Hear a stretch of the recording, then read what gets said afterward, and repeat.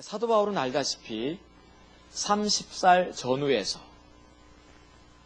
다메섹 올라가다가 예수님 만났습니다. 그때 그의 나이가 한 만 30세쯤 되었던 것 같아요. 그 예수님 만난 뒤로 알다시피 그가 어디로 직진합니까? 어디로 직행했죠? 아라비아 사막 갔습니다. 그곳에서 3년 정도, 만 3년 정도의 세월을 보냈던 것 같습니다. 그곳에서 뭐 했어요? 갈라디아서 보니까 내가 아라비아 사막에 있으면서 예수님께로부터 계시의 복음을 직접 배웠다고 얘기하고 있습니다.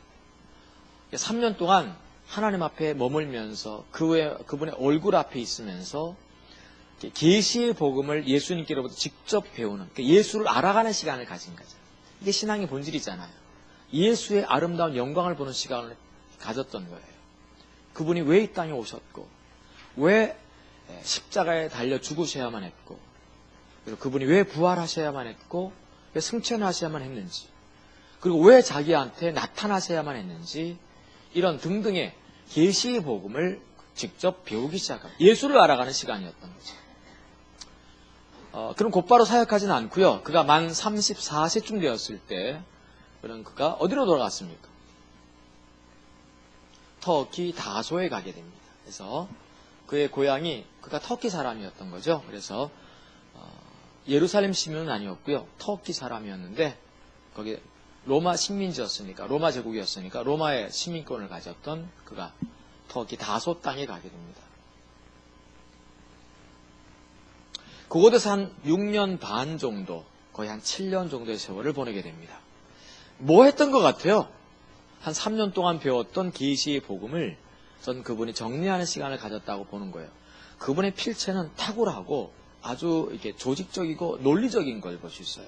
성경을, 우리가 그분의 성경을 보다 보면, 그래서 로마서가 편지자는 사실을 기억하십시오. 편지 하나 써도 16장까지 써요. 대단한 거 아닙니까? 할렐루야. 뭔 편지를 쓸 게 많은지 16장까지 쓰는지 모르겠어요. 그래서 참 줄줄이 쓰고 있어요. 어쨌든 간에 모든 하나님의 거룩한 비전과 말씀을 담아서 쓰고 있는 거죠. 이걸 보면 그가 한 6년 반 7년 정도의 세월을 터키 다소 땅에서 보내면서 그가 정리하고 또 정리하는 시간을 가졌던 거 볼 수 있습니다. 리더는 글을 쓸 줄 알아야 돼요. 그래서 저는 항상 젊은이들에게 국어 공부 열심히 하라고 그럽니다. 국어 공부를 해야지 나중에 자기가 생각하고 있는 것을 글로 써낼 수 있다는 것이죠. 알겠죠? 정말 중요한 부분입니다. 그리고 역시 리더는 수학 공부를 잘해야 돼요. 왜냐하면 자기가 글로 쓰되 이걸 조직적으로 쓸 수 있기 때문입니다. 그래서 수학 공부는 필수입니다. 그런가 하면 이 리더는 언어에 탁월해야 돼요. 영어 공부를 잘해야 돼요. 그래서 어디를 가서라도 설교를 해서 국영수는 굉장히 중요합니다. 제가 이제 중고등부 수련회 때마다 강조해, 국영수는 왜 중요하냐? 주의 나라를 위해서 중요하다는 거죠. 알겠죠?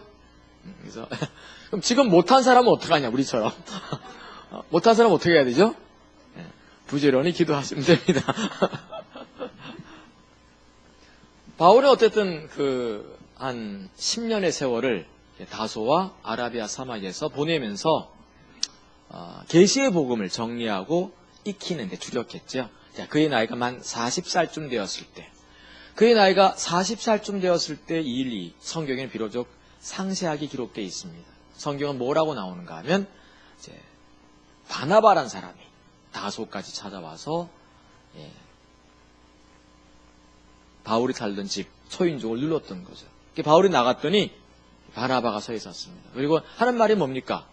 우리가 안디옥에 가서 함께 목회하자. 내가 담임 목사로서 예루살렘 교회에서 파송되어서 내가 안디옥 교회를 갔는데 아무래도 하나님 강력하게 일하시고 있기 때문에 사람이 좀 더 필요한 것 같다. 해서 바울을 부목사로 초청하게 됩니다. 바울이 수락하게 되었고 그가 만 41세쯤 되었을 때 알다시피 안디옥 교회에서 공동 목회했습니다. 성경 보면 한 3년 정도 목회했던 것을 기억하고 있습니다. 그죠? 네. 근데 이런 얘기 하면요, 사람들이 다 무슨 얘기인지 몰라요. 성경에 그런 얘기가 있었나? 다 있습니다. 알겠죠? 그래서 3년 동안 안디옥에서 목회할 때 그가 한 만 44세쯤 되었을 때죠.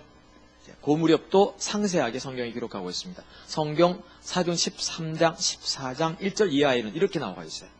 성령이 가라사대 내가 불러 시키는 일을 위하여 바울과 바나바를 따로 세우라 하시니. 자, 그래서 하나님이 바울의 나이 만 44세쯤 되었을 때 하나님은 그를 세계 선교의 무대에 우뚝 세우시게 됩니다. 하나님이 세우실 때가 있어요. 하나님이 내가 어디 살고 있는지를 알아야 돼요. 변방지역 안디옥, 그곳에 바울이 살고 있는 걸 하나님께서 알고 계셨어요. 문제는 하나님, 내가 여기 있나이다 하는 게 중요한 게 아니에요. 나를 도와주소서 이게 중요한 게 아니고 하나님이 보실 때 얘가 어디 있지? 하고 찾아다니시는 게 중요한 것 같아요. 알겠죠?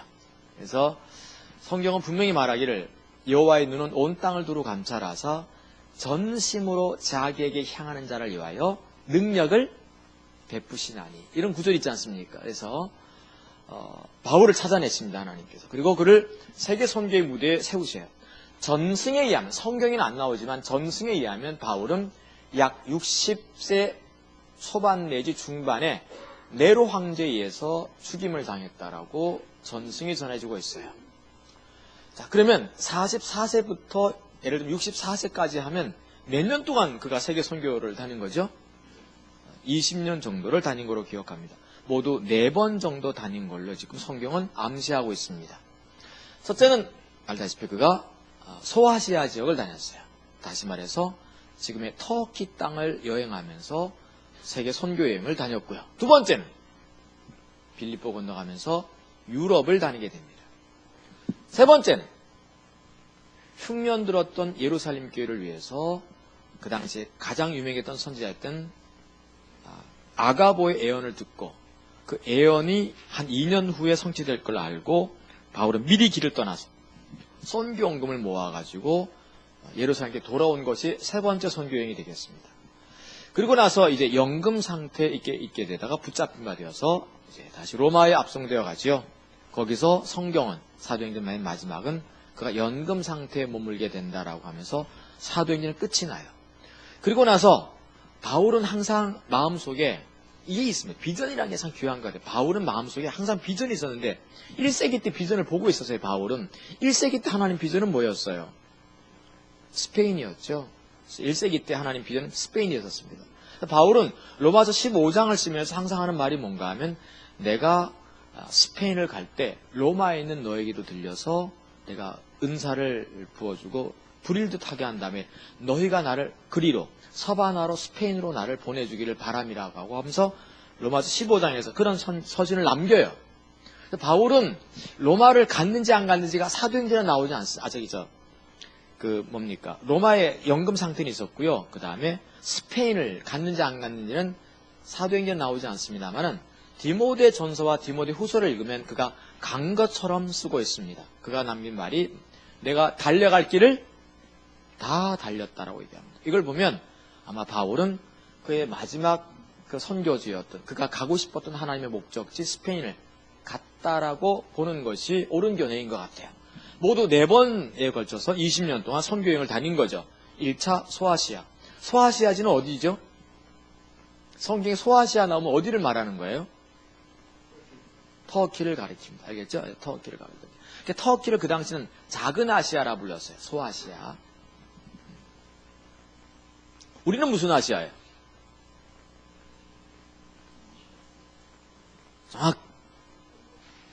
동북아시아입니다. 동아시아가 아니라 동북아시아. 동남아시아는 어디에 있어요? 필리핀이나 말레이시아 이런 걸 말합니다. 자, 그러면 이렇게 이제 우리가 이렇게 되는데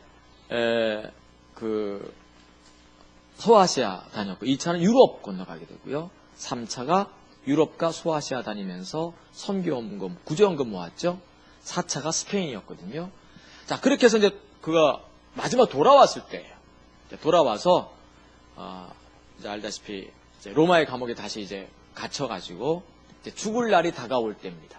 죽을 날이 다가올 때 디모데 후서를 쓰면서 그가 디모데 후서 4장에서 어떤 일을 말을 남겼는지 한번 우리가 보면서 이제 순식간에 사도 바울의 인생을 한번 돌아보았죠. 그리고 이제 그가 마지막 남긴 이야기를 우리가 한번 읽어볼 필요가 있는 것 같아요. 디모데후서 4장입니다. 전 이 구절을 읽을 때마다 마음이 좀 찡합니다. 그래서 같이 한번 읽겠습니다. 디모데후서 4장 6절부터 8절입니다. 전제와 같이 내가 벌써 부어지고. 자, 여기 보면, 그다음 전제와 같이 내가 벌써 부어지고 나의 떠날 시각이 가까웠도다. 자, 전제가 뭐죠? 자, 저를 주목해 주세요. 자, 구약에 제사가 쭉 나와요. 막 성경 보다 보면 제사 때문에 막 여러 가지로 스트레스 받는 분이 있습니까? 없습니까? 참 많이 스트레스 받고 막 성경을 덮고 싶을 때가 막 많아요. 그죠? 성경은 간단합니다. 어느 선생을 만나느냐에 따라서 제사가 쉬워질 수도 있고 어려워질 수도 있어요. 어떤 수학 선생을 만나야지 수학이 쉬워지기도 하고 수학이 어려워지기도 하는 거예요. 제사가 있으면 제사는 두 가지예요. 하나는 제사를 드리는 목적으로서의 제사가 있고 제사를 드리는 방식으로서의 제사가 있어요. 목적, 방식으로 제사를 나눕니다. 알겠죠? 목적하니까 흔히 속건제, 속죄제 들어보셨습니까? 대표적인 제사가 두 개인데 속죄제는 뭐겠어요? 그러면 목적이니까 내 죄를 속죄하는 거죠. 속건제는 뭐겠어요? 죄를 용서받는 제사라기보다는 내가 하나님과 좀 화목하고 싶어. 요즘 거리가 멀어진 것 같아. 그렇습니까? 안 그렇습니까? 그땐 제사를 드리는 거죠. 그리고 누군가하고 내가 좀 거리가 좀 멀어졌어. 내가 예를 들면 이상주 목사님과 요즘 내가 좀 거리가 멀어졌어. 그러면 뭡니까? 내가 양이라도 한 마리 드리면서 하나님 이상주 목사와 내가 좀 친해지게 도와주시오. 이런 속건제가 되겠어요. 알겠죠? 이렇게 제사를 드리는 목적으로서의 제사가 있어요. 아멘? 또 하나가 있어요. 제사를 드리는 방식으로서의 제사가 있어요. 이렇게 속죄제, 속건제를 드리는데 어떻게 드리느냐는 거예요. 어떻게 드리겠어요? 자, 요제가 있어요. 흔드는 게 있어요. 요제. 그 다음에 뭡니까? 거제가 있어요. 거제도 말고 막 드는 거. 거제. 알겠죠? 소제가 있어요. 그래서 뿌리는 거, 밀가루 같은 거 뿌리면서. 알겠죠? 그 중에 하나가 전제가 있습니다. 저 제사를 드리는 방식인 거죠. 이렇게 붓는 거예요. 이렇게 붓는 걸 말하거든요. 네. 한번 여기서 우리 화요집회 오는 사람들의 성경 지식을 한번 테스트 한번 해봐야 되겠다. 제사 가운데 가장 많이 들어본 제사를 여러분은 번제라고 볼 겁니다. 맞습니까? burning offering 해서 번제, 태우는 제사. 이렇게 번제 들어보셨죠? 이걸 안 들어봤다면 이건 이제 초신자 반에 다시 들어가야 돼. 번제가 이제. 자, 번제는 제사를 드리는 목적으로서의 제사일까요? 제사를 드리는 방식으로의 제사일까요? 자, 목적은 1번. 드리는 방식은 2번. 목사님들은 손을 들지 마시기 바랍니다. 자, 목사님 깔고. 자. 제사를 목적이다. 손 들어주십시오. 목적이다. 1명, 2명. 네. 제사를 드리는 방법이다. 1명, 2명, 3명. 2대 3이 그럼 나머지는 뭐예요? 3번.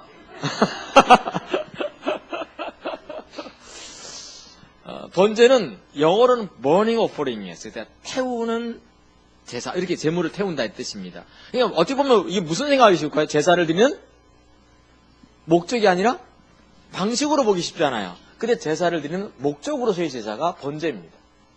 번제는 다양하게 쓰이는 이렇게 포괄적인 제사를 뜻해요. 그래서 하나님 앞에 죄를 지었을 때 드리기도 하고 하나님 앞에 정말 주님을 잘 따라가겠다고 서원할 때도 번제를 드리고 알겠죠? 또 내 죄를 용서받으려고 할 때도 번제를 드리고 번제가 가장 많이 흔한 거예요. 근데 이 번제를 드릴 때 주로 어떻게 드리는가 하면 화제로 드려요. 성경에 화제라고 나오죠. 불로 드리는 제사거든요. 이 번제물을 되게 불로 많이 태워서 드려요. 예. 자, 화제, 그 다음에 요제, 소제, 거제, 또 하나가 있는데 뭐죠? 전제가 있어요.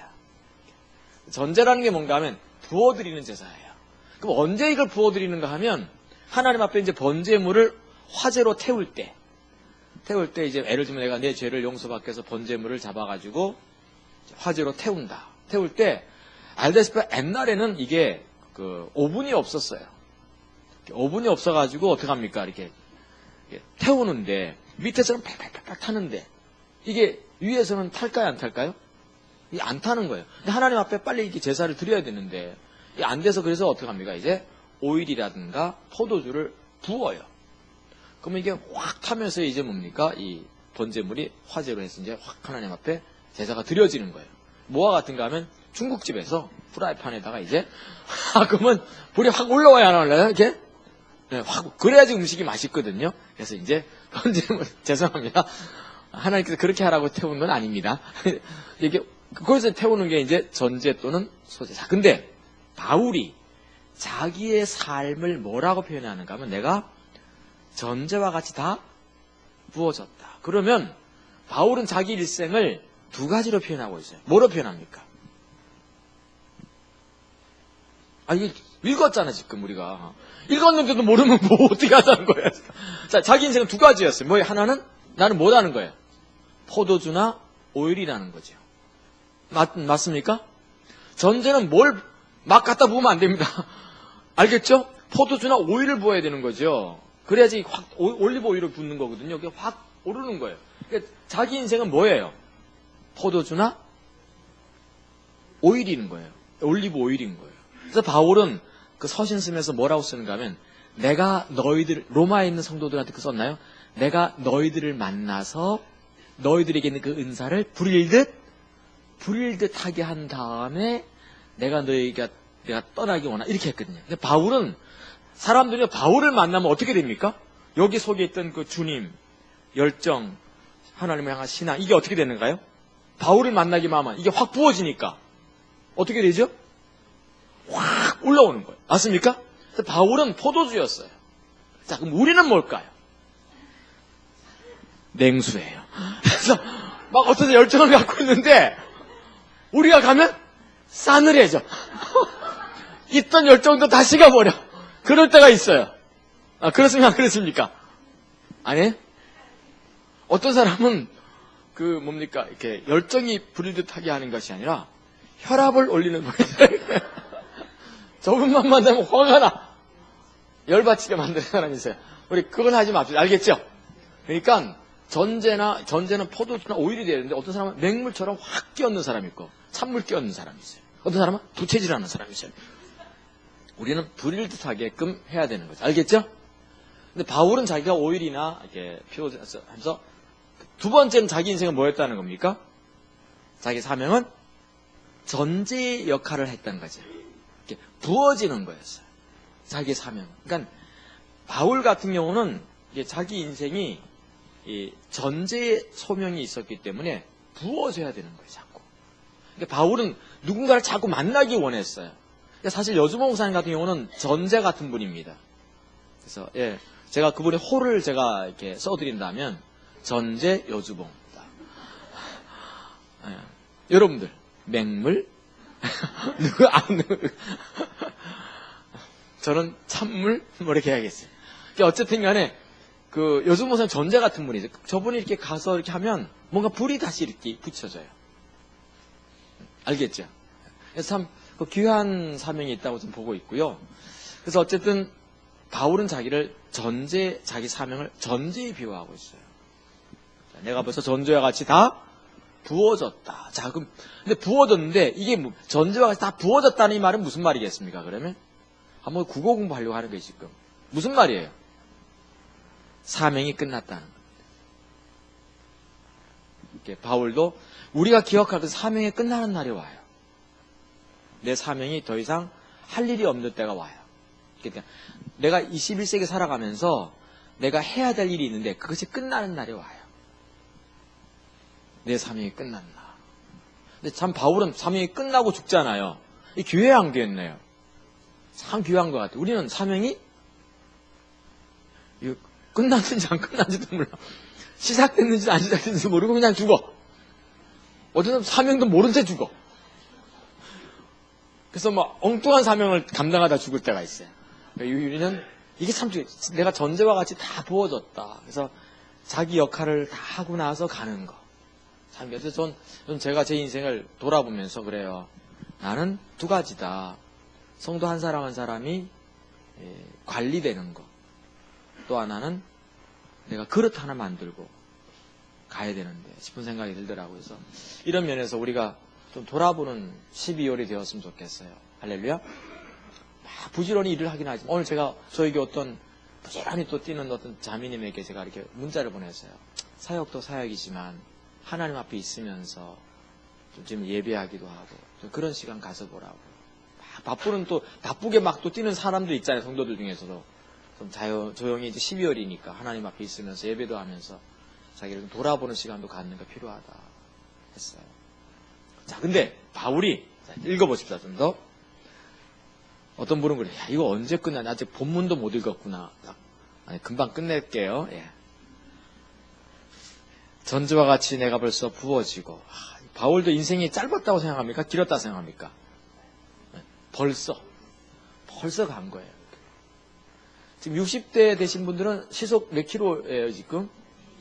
60km로 막 달리고 있어요. 그렇죠? 빠르죠? 70km 달리시는 분 계세요?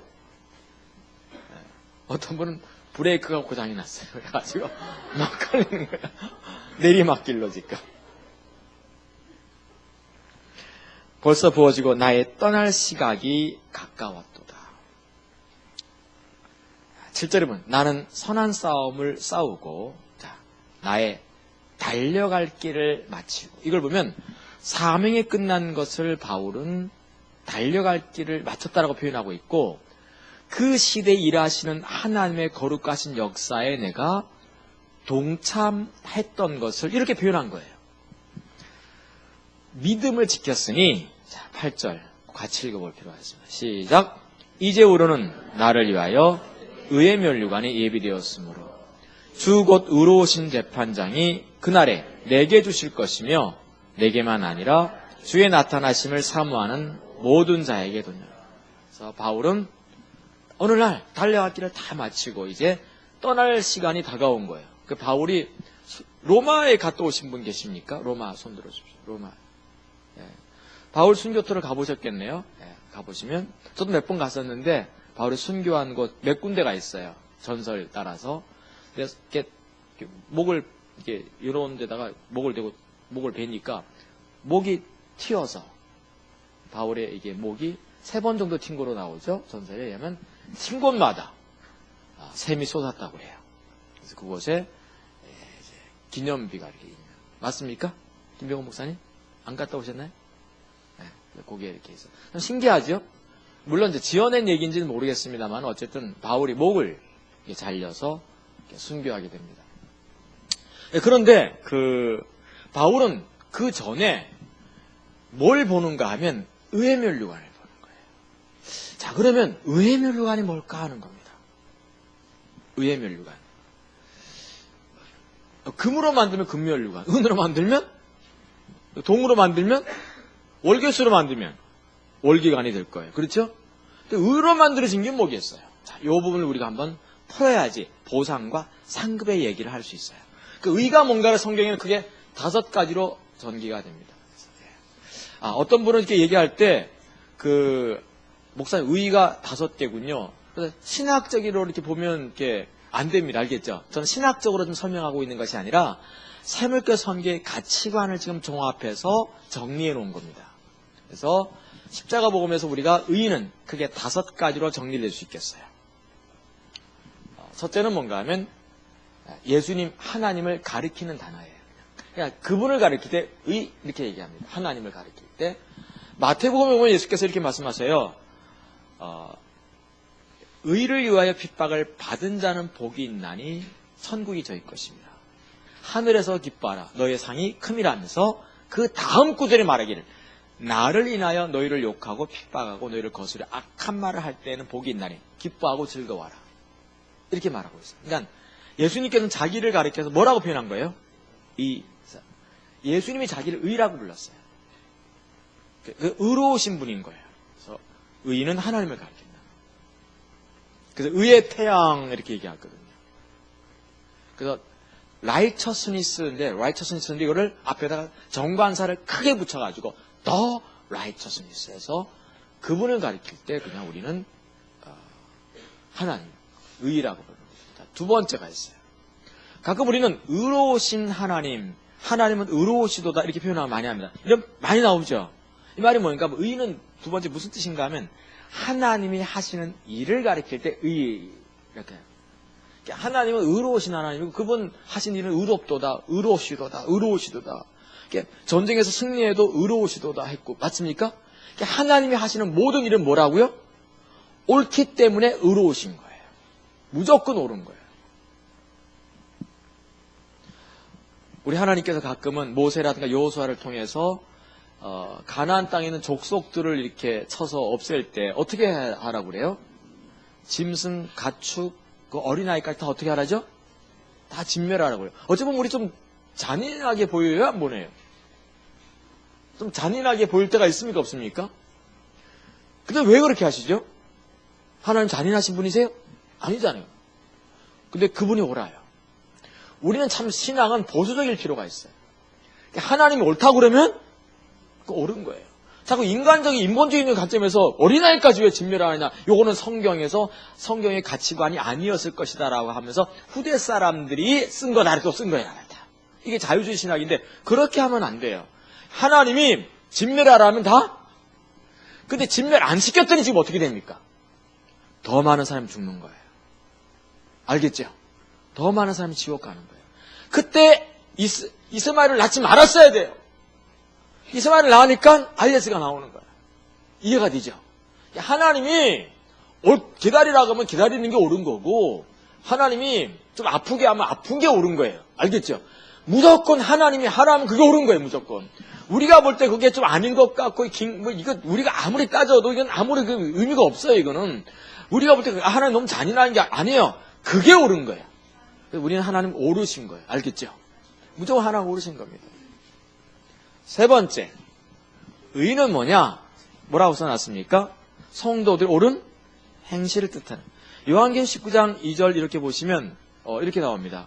하늘에서 새 예루살렘이 하나님께로부터 내려오는데 그 예비한 것이 신부가 신랑을 위하여 단장한 것 같더라.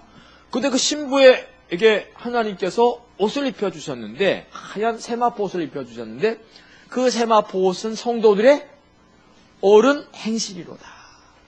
그래서 의의 행실을 뜻할 때 성도들의 옳은 행실, 이 땅에서 살 때 옳은 행실한 것을 우리는 의라고 불러요.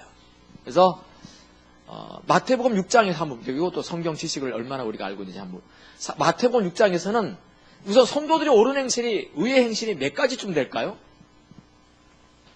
수만 가지 될 겁니다. 맞습니까? 할렐루야? 네. 우리 박교수 목사님 나한테 커피 사준 것도 의의 행실이세요. 할렐루야. 우리 박재수 목사님 에이스 사주신 거 의의 행실. 아멘. 다음에도 이제 의의 행실은 많을수록 좋아요. 정황신 목사님이 저한테 보이차를 오늘 정황신 목 사신 거예요? 서로 샀다고 그러네. 예. 어쨌든 간에 이런 거 의의 행실입니다. 수만 가지 의의 행실이 있어요. 수만 가지 의의 행실이 있어요. 자, 수만 가지 의의 행실이 있는데 마태복음 6장에서 예수님께서 그 수만 가지 의의 행실 가운데서 네 가지 딱 조약했는데 아시는 분 손 들어주세요. 목회자들은 손 들지 마시고요. 이 기본이에요. 예? 우선 한번 성경 보면 하죠. 우선 뭐가 있어요? 예? 구제, 금식, 기도, 하나. 예? 헌금이죠. 네 가지. 구제, 금식, 헌금, 중보기도거든요. 그렇죠? 자, 근데 재미있는 것은 이게 네 가지가 대부분 뭐와 연관이 있는가 하면 헌금과 연관이 있어요. 금식. 어떻게 하는 게 하나님께서 기뻐하는 금식이라고 그랬어요? 우리 굶는 건 줄 알았는데 이사야에서 보니까 어때요? 여호와께서 기뻐하는 금식은 단순히 그냥 깨깨 굶는 게 아니라 흉악의 결박을 풀어주는 거예요. 누군가. 자, 이 사람이 흉악의 결박이 있다. 노예야. 그럼 이 사람을 풀어주는 뭐가 필요해요? 속전이 필요한 거예요. 이해가 되십니까? 그래서 금식이라는 게 뭔가 하면 내가 오늘 10,000원짜리 먹을 거를 5,000원짜리 먹고 5,000원을 가지고 누군가를 돕는 게 금식입니다. 헌금은 그렇게 하는 거예요. 그래서 여러분들이 다음 세대 헌금 통장들을 교회마다 좀 만들었으면 좋겠어요. 교회마다 다음 세대 통장은 다 있어야 되지, 이제. 갑자기 헌금하라고 그러면 쉽지 않거든요. 미리 조금씩 모아가야 돼. 3,000원, 5,000원. 우리 교회 모아가요. 그리고 거기 있으니까 그거 갖고 뭐 하는 거예요. 필요할 때마다. 다음 세대 통장 딱 있거든요. 그래서 무조건 헌금하라고 그래요, 이거는. 말이 필요 없어요. 다음 세대 위해서 무조건 헌금해야 돼요. 여기 이상한 헌금을 강조하네. 좀 저한테 헌금하라고 한 게 아니기 때문에 다행입니다. 할렐루야. 하나님 나라에서 해야 돼요. 하나님께서 구제가 헌금하고 연관이 있고 또 구제하려면 구제는 뭘로 합니까? 입으로 하는 게 아니라 돈으로 하는 사람. 그러니까 중보기도만 헌금이 필요 없어요. 그러니까 4개 가운데 의의 행실 가운데 3개가 헌금이에요. 그만큼 하나님께서는 물질 있는 곳에 마음 있는 걸 보시는 거예요. 그래서 우리가 이 부분 참 중요한 부분입니다. 그래서 우리가 좀 해주시기 바라고요. 어쨌든 의의 행실 4가지가 있어요. 자, 근데 이게 4번째 의의. 내가 뭐죠? 의란 하나님 앞에 설 수 있는 자격이죠. 긍정적인 면에서 있고 부정적인 면에서 있어요. 의란 단어 쓸 때 보면 긍정적인 면에서 뭐겠어요? 자격이니까. 에베소 6장 14절 같은 경우는 하나님의 전신갑주를 입으라 말할 때 9월에 투구를 쓰고 그 다음에 뭐 붙이라? 의의 흉배를 딱 붙이는 거예요. 이게 언제 붙이는 겁니까? 내가 하나님 앞에 딱 나가려고 하면 원수가 쏴야 돼요, 핫살을. 네가 목사인데 또 네가 기도는 했냐? 목사인데 네가 정말 누굴 미워는 안 했냐? 막 뭐 하려고 그러면 이게 막 영적 핫살 공격이 있습니까 없습니까? 우리가 하나님 앞에 네가 집사냐? 잡사지 막 네가 목사냐? 먹사지 하면서 막 그냥 이런 게 많이 옵니다. 맞습니까? 네가 장로냐? 중이지 하면서 막 그냥 이게 막 그냥 막 옵니다. 이게요 막 그냥 엄청 많이 와요. 우리 하나님 앞에. 맞습니까? 막 이게 너무너무 괴로워요. 막 목사를 이렇게 보면 이게 뭐 하나 잘못 쓰면 큰일 나더라고요. 목사에서 하나 빼면 요걸 빼면 독사가 되고 이렇게 하면 목사가 되고. 맞습니까? 이게 너무 많은 거예요. 너무너무 괴로워요, 요즘 목사들이. 근데 우리가 그렇습니다. 하나님 앞에 설 때 자격이 없거든요. 근데 의의 흉배를 믿음으로 만나는 의잖아요, 이게. 이게 믿음으로 만나는 의, 자격이에요. 의는 자격을 뜻하는 말이에요. 그래서 하나님 앞에 당당히 서는 거예요. 찢겨진 예수님의 육체 사용한 새롭고 삼기를 통해서 때를 따라 도우신 은혜의 보좌 앞에 담대히 나아갈 수 있는 자격. 이걸 뭐라고 한다? 의라고 하죠. 부정적인 의미에서 있어요. 누가복음 18장에 보시면 또 자기를 의롭다고 믿고 다른 사람을 멸시지 않은 그들에게 비유로 가르쳐 가라사대 하면서 바리새인의 자기를 얘기하셨어요. 자기를 의롭다고 믿는, 자기는 스스로 자격이 있다고 믿는 거예요. 그래서 의는 자격을 뜻하는 단어다. 이번에 총정리 됩니까? 의가 총정리 돼야 한대요. 돼야지. 5번째, 오늘 5번째 갖고 얘기하려고 하는 거죠. 하나가 의의 면류관이죠. 하나님의 인정을 뜻하는 말입니다. 그래서 바울이 의. 자, 그러면 의는 하나님인데 의는 일반적으로 일단 뭐로 만들어졌다고요? 의는 하나님을 뜻하는 단어잖아요. 의가 원래. 그러면 의의 면류관이면 뭐로 만들어진 거예요? 하나님을. 이게 말이 안 되는 거예요. 하나님을 어떻게 면류관 만들어요? 하나님을 녹여? 하나님을 어떻게 이렇게 불에 녹여가지고 어떻게 틀에 짜가지고 말이 안 되잖아요. 맞습니까? 그래서 이제 의라는 이 말은 이렇게 성도들이 옳은 행실, 하나님 자신, 그다음 하나님 앞에 서는 자격 이런 것들을 다 통틀어서 생각해 보니까 의의 면류관은 이렇게 말하는 것이 옳다는 거죠. 제가 이제 의의 면류관 설명을 해볼게요. 의의 면류관은 하나님으로 만들어진 면류관이에요.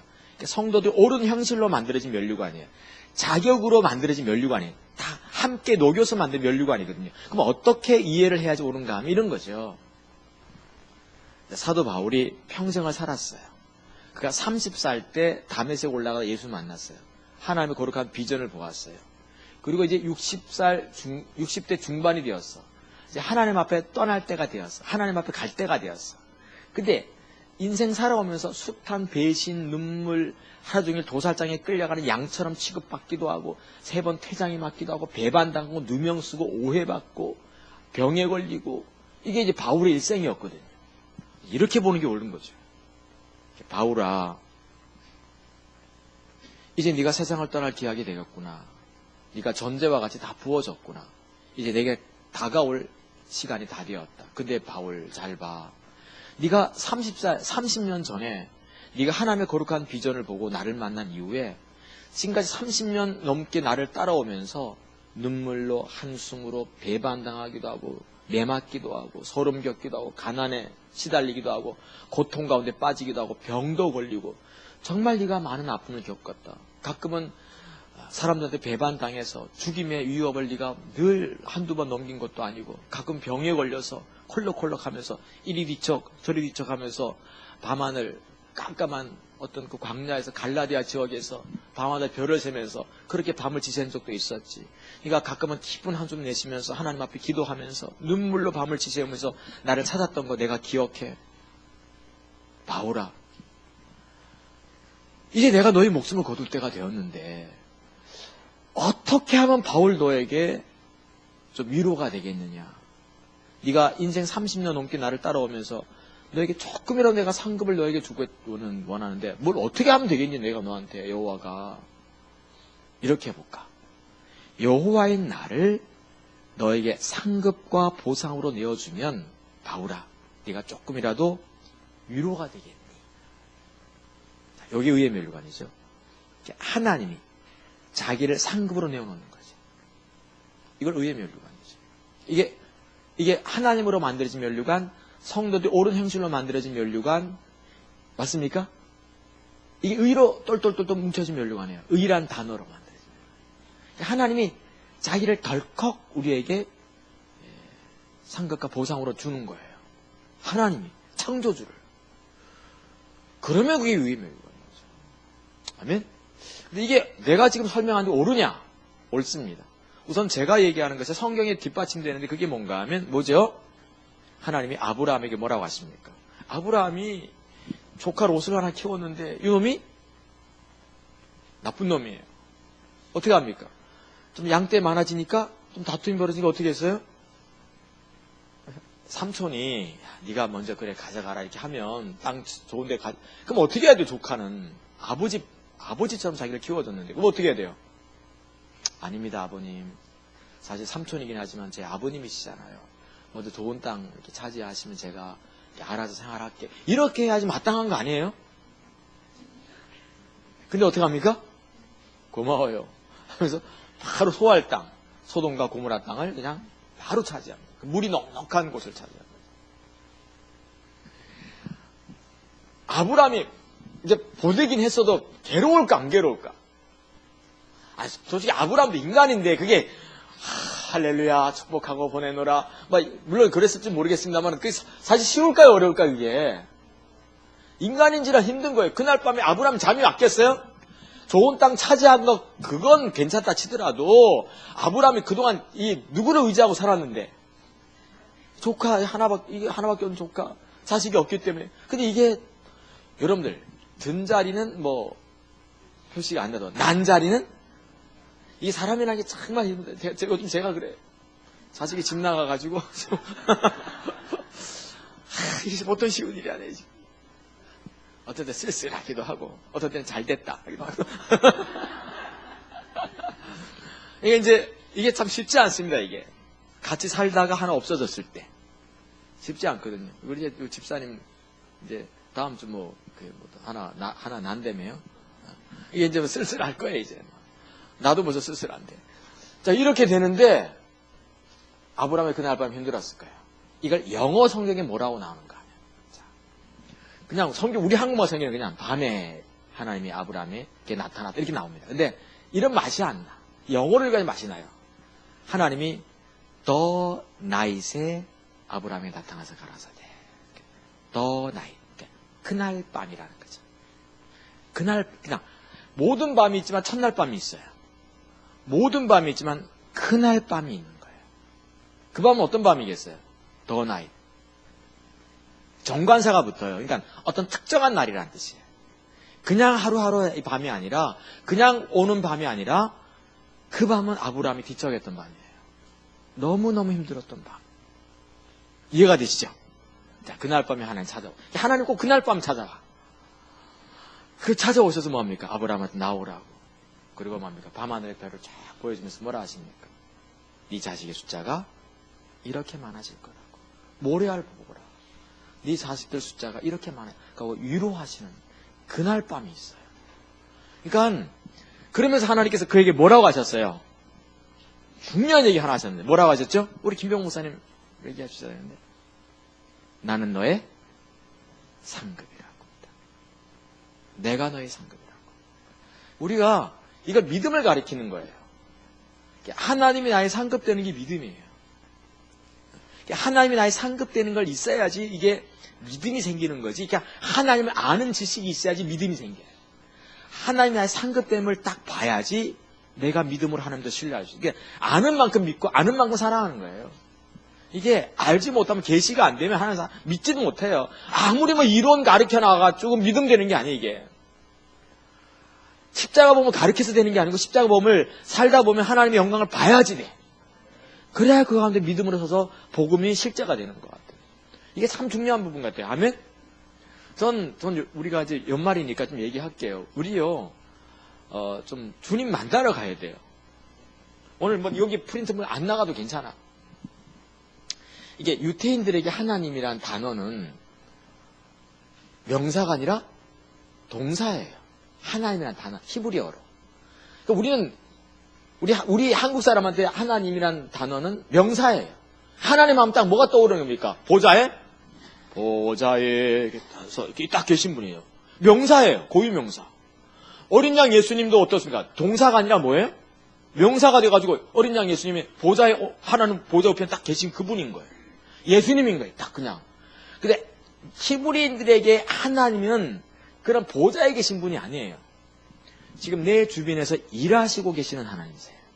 이게 참 중요한 개념입니다. 하나님은 움직임이에요. 하나님 좀 살아계시고 뭔가 내 주변에서 일하시고 역사하시는 분이 하나님이신 거죠. 보좌에 계신 분은 의미가 없는 거예요, 나한테. 지금 내 주변에서 살아계시면서 내 인생에 찾아오신 분이 하나님이신 거죠. 알겠죠? 근데 요 유태인의 요 개념과 맞아떨어지는 이렇게 민족이 있어요. 민족이라고 하면 국가적 가치관을 가진 국가가 있어요. 그럼 어디겠어요?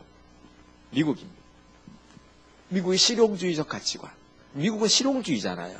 이걸 이제 설명해 드리면 이래요. 알다시피 각 나라마다 사람들이 좀 가지는 가치관이 좀 기질적으로 다 다릅니다. 예를 들면 노란 코끼리 보셨습니까? 노란 코끼리? 우간다에서 못 봤어? 빨간 코끼리는. 자, 예를 들면 노란 코끼리 그러면 독일 사람들은 길상 노란 코끼리 딱 하면요 바로 도서관에 가서 노란 코끼리에 대해서 이제 뭡니까? 공부하기 시작합니다. 그런 게 과연 있나? 그게 독일 사람들입니다. 이 사람들의 신앙도 어떻게 되겠어요? 늘 무슨 학문은 되게 많은데 그 신앙은 엉망이에요. 맨날 동성애나 인정하고 앉아있고. 이게 독일 사람의 신앙입니다. 그러니까 독일 사람 신학은 제일 발달한 건 독일이에요. 근데 그 다음에 뭡니까? 딱 일본 사람은 노란 코끼리 들으면 이게 값은 얼마나 될까? 돈 계산하기 시작하는 거예요. 값은 얼마나 나갈까 하는 거예요. 이게 일본 사람들인 거죠. 그러니까 노란 코끼리 하면 프랑스 사람도 어떻게 하겠어요? 노란 코끼리는 어떻게 사랑을 나누고 로맨스를 요걸 이제 보는 거예요. 이 사람들은. 맨날 이 사람들은 이게 포도주 한 잔 놓고 2시간 동안 즐기는 사람들이잖아요. 그래서 내가 프랑스 이렇게 갈 때마다 느끼는 것은 프랑스 가면 식사가 한번 저녁 때 식당에 레스토랑에 예약되면 2시간, 3시간 식사하니까 절대로 이제 한 테이블에 이렇게 손님밖에 테이블에 못 앉아요. 근데 이제 짬짬이 시간이 날 때 뭘 하는가 하면 거의 한국말로 써놔요. 한국 사람은 환영한다. 네, 5분마다 먹고 가니까. 5분만에 먹고 가니까. 이건요, 진짜 자존심 상합니다. 한국말로 써놔요. 한국 사람은 환영한다고 해요. 6시부터 예약인데, 6시까지 아직 30분 남았으니까 충분히 있다고 시간이. 우리는 그러면 몇 분 만에 먹어요? 딱 30분이면요, 숙련까지 먹고 나와요. 이게 참 어렵습니다. 참 어려운. 이게 프랑스 사람들 어떻게 사랑을 나누는 게 이거 보고 있는 거죠. 그러면 중국 사람 노란 코끼리 하면 저건 먹을 수 있나? 그걸 보는 거예요. 이제 튀겨 먹나? 이렇게 먹는 거죠. 네, 알겠죠? 네. 한국 사람 집에서 키울 수 있나 보는 거예요. 애완과 반려견이 엄청 시대거든요. 자, 미국 사람은 노란 코끼리 딱 이렇게 하면 뭐 하겠어요? 바로 그물 두고 잡으러 갑니다. 그래서 역시 신앙은 어디가 인도할까요? 미국 목회자들이 인도합니다. 결국 대부분 뭔가 하나님을 만난 얘기는 결국 누가 하는 거예요, 지금? 독일 사람이 하지 않아요. 미국 사람이 합니다. 그러니까 미국은 기독교가 몇 명 안 되는데도 불구하고 세계의 모든 신앙을 선도해 나가고 있어요. 무슨 말인지 알겠죠? 그러니까 미국의 실용적인 가치관이 있기 때문에 이분들은 하나님이라는 얘기 딱 나오면 뭐부터 해야 되는가 하면 하나님 잡으러 가야 돼요. 금을 들고 하나님 만나고 부터 가야 돼요. 근데 이게 우리가 배워야 될 부분이에요. 십자가 보면 이렇게 배우면서 우리가 기억하고 우선 하나님부터 만나야 돼요. 하나님 안 찾고 있고 안 만나는데 뭐 별걸 다 배우면 뭐 하겠습니까? 뭘 하나를 딱 들으면 바로 잡으러 가야지 하나님. 아멘? 하나님 금을 두고 잡으러 가야 돼요. 어디 계십니까? 이 엘리야처럼요. 그냥 어떻게 남이 겉옷이라도 벗겨가지고 엘리야의 하나님은 엘리사처럼 뭐 어디 찾아가야 돼요. 그래야지 하나님께서 말씀하기를 나를 찾으면 내가 만나주겠다고 그랬거든요. 결국은 인생에서 하나님 안 만났는데 뭐 하면 뭐 하겠어요. 이게 정말 중요한 분이 하나님부터 만나고 가야 돼요. 십자가 복음 막 배우면 십자가의 한 삶 이런 거구나, 믿음의 한 삶 이런 거구나, 막 다 외워요. 하나님 아는 것은 이런 거, 하나님 관해서 아는 것이 있고 우리 많이 배울 수 있는데 중요한 건 뭔가 하면 하나님 만나고 나서 저분이 복음이구나 이렇게 해야 되는 거지. 저분이 복음이구나. 이렇게 하나님 유업에 대한 컨퍼런스 유업에 대한 얘기를 내서 유업 가운데 이런 게 있고 이런 게 있고 이런 게 있고 그거 아무리 배우면 뭐 하겠습니까? 당장 하나님 그 중에 유업 하나라도 내가 하나도 경험하지 못하고 있는데 이게 내 생활 어떻게 됐냐고 하나님 앞에 엎드려야 되는 거잖아요. 맞습니까? 자, 의의 면류관이 그런 거죠. 바울은 의의 면류관을 보고 있었어요. 의의 면류관, 그러니까 자기가 받을 상급을 바울은 어떻게 했니?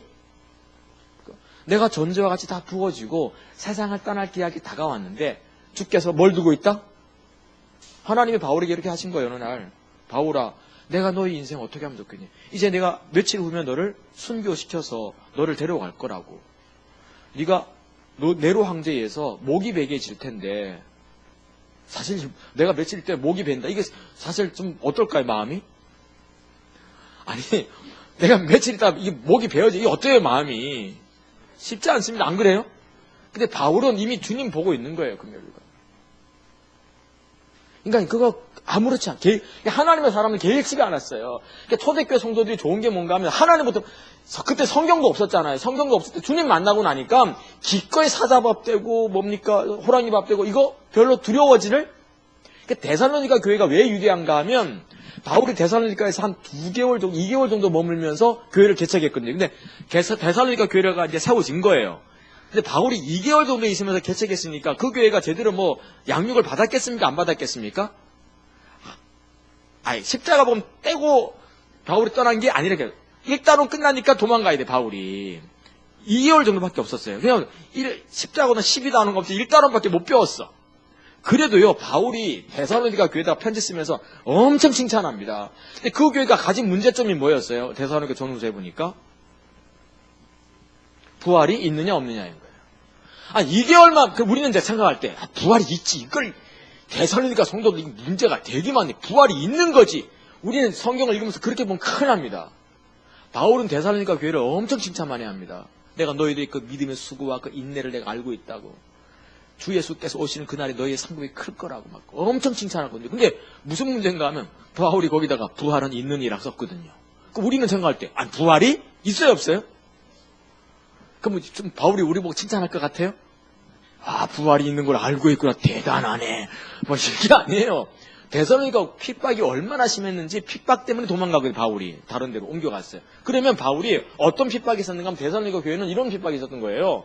성도가 줄 서 있는 거예요. 지금 성도인 줄 서 있는데 콜로세움에 다 원형견장이 다 들어가는 판이에요. 근데 알다시피 저 앞에 누가 있잖아요. 그러면 먼저 앞에 가서 서는 거예요.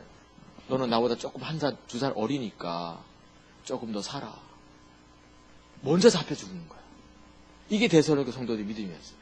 그러니까 바울이요, 부활이 있다 없다 교리적으로 뭐 좀 이런 거 좀 몰라도 돼요.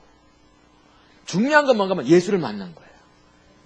그들이 받을 상급이라든가 하나님이 얼마나 살아계신가 성실하게 받아왔기 때문에 그거 뭐 부활이 있니 없니 그것 갖고 막 그 교회는 뭐 건강한 교회가 교리적으로 뭐 안정된 교회가 이런 거 따진 게 아니. 바울은 그 교회는 분명히 부활이 있다 없다 그것 때문에 막 논쟁 벌이고 싸웠거든요.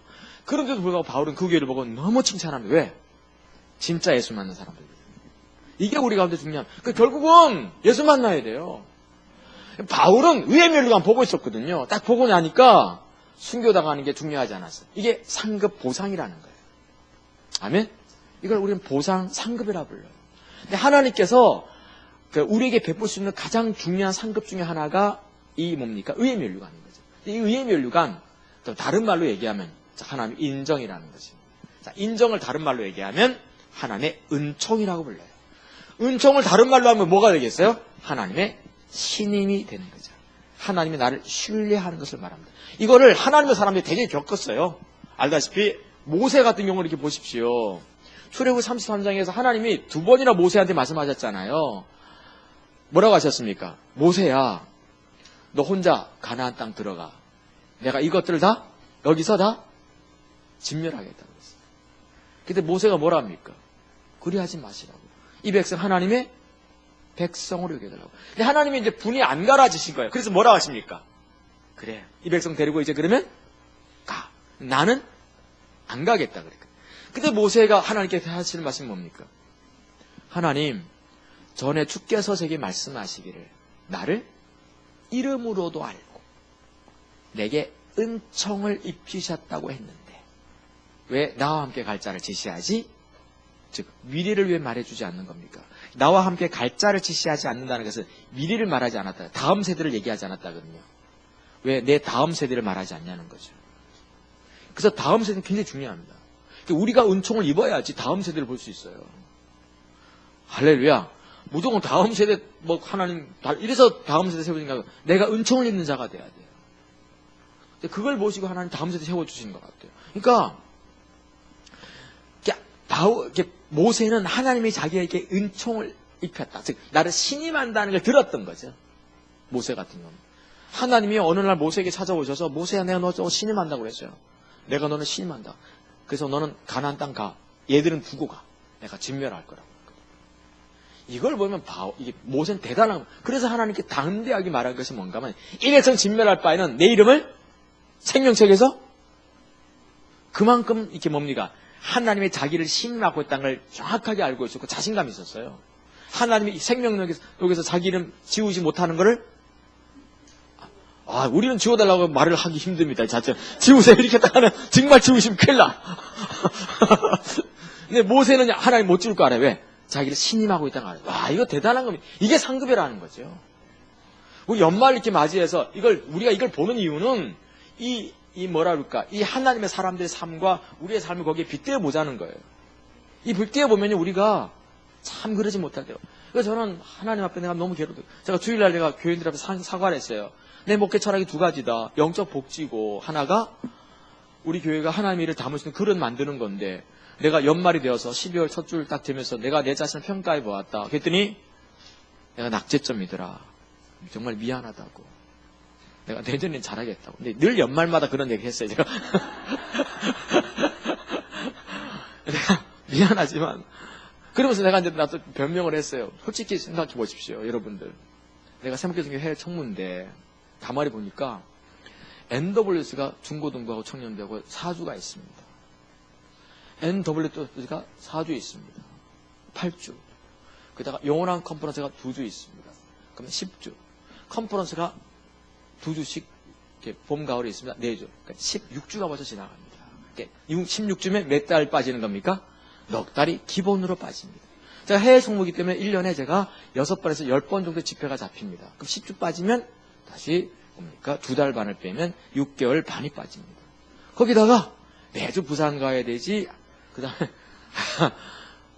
그러니까 기본으로 빠지는 거예요. 이게 그냥 다른 거 하지 말고. 그 다음에 매주 첫 번째 주일날 목회자 기도회 가야 돼. 그 10번 빠집니다. 그럼 그것도 2달 반 또 빠집니다. 그럼 8개월 빠집니다. 가만히 보니까 제가 집에 있는 시간은 제가 한 달 반이나 두 달인데 그때도 개교회 집회 나가버리면 저는 사실 시간이 없습니다. 이해해 주세요 하고 딱 그냥 넘어가 버린 거예요. 그래서 그렇게 되는 거 보니까 제 시간이 없는 거예요. 저 일주일 동안 시간이 나면요. 제가 지금 여수 목사님 다음 주 오시잖아요. 저 국리를 막 미리 하는 거예요. 지금 미리 비행기표를 미리 끊어놓는 막 하는 거예요. 왜? 여 목사님 전화 와서 화해 집회 저쪽 하라고 할까 싶어서 미리 이제 비행기표 미리 끊어놓고 비행기표 다 끊었다 해버리면 되거든요. 그러니까 이게 보통 일이 아닌 거예요. 미친 듯이. 근데 알다시피 제가 요즘은 좀 그렇습니다만은 제가 한 4, 5년 전까지만 하더라도 한 10년 정도를 전라도 땅을 막 누비고 다녔잖아요. 집 부흥회를 다니더라고요. 전국을 누비고 다녔거든요. 부흥회를. 부산 화요 집회 하다가 수요일날 전주 가서 수요일날 광양 가서 수요일날 무슨 어디 가다 계속 다녔거든요. 근데 가만히 보니까 성도들 돌볼 틈이 없었던 거죠. 내가 그걸 보면서 내가 하나님 앞에 미안하고 성도들 보기엔 너무 미안한 거예요. 그래서 용서를 구하기도 하고 했는데 여러분들 어쨌든 우리 미친 듯이 그냥 주님 따라갑시다. 그냥 뭐 어찌됐든지 간에 미친 듯이 따라가야 돼. 내 달려갈 길을 다 싹 달려가야 돼. 어쨌든 지금 이 시대 하나님께서 원하시는 것은 뭡니까? 열방과 다음 세대거든요. 열방과 다음 세대면 거기에 그냥 매진하고 그 열방과 다음 세대를 위해서는 담을 수 있는 그릇을 만들어야 돼. 그게 교회잖아요. 여러분들 교회에서 중보기도 하고 이곳에 참석해서 기도하고 하면서 이거 하다 보면 이거 하다가 세상 떠나면 그게 그냥 기쁨일 것 같아요. 할렐루야. 이러다가 직장 다니다 쫓겨나면 단기 선교 갔다 오면 되고 그냥 계속 백수로 있을 것 같으면 계속 와서 화이집회 와서 중보기도 하면 되고. 아멘. 그렇게 그냥 단순하게 사는 게 좋을 것 같아요. 복잡하게 살 것 없이 그냥. 그러면 하나님께서 우리를 굶기시게 하겠냐? 그렇죠. 하나님 절대 안 굶기시. 왜? 그분이 목자인데. 오늘 저는 여기까지 하려고 그래요. 유인물 제대로 들어가기 시작하면 복잡해질 것 같아가지고 오늘 저는 상급에 대한 이야기 나눈 거예요. 아멘? 근데 이 상급을 얘기하는 이유는 딱 두 가지예요. 하나는 뭔가 하면 좌절하지 말라는 거죠. 하나는 상급을 바라보는 것은 선을 구하는 게 아니에요. 바울도 분명히 말하기를 나뿐만 아니라 주께서 나타나시는 것을 기다리는 자마다 뭐 한다? 주님이 다 주실 거라는 거죠. 혹시 연말 되어서 한 해 돌아보면서 내가 얻은 건 뭐지? 내 인생 허비한 거 아니야?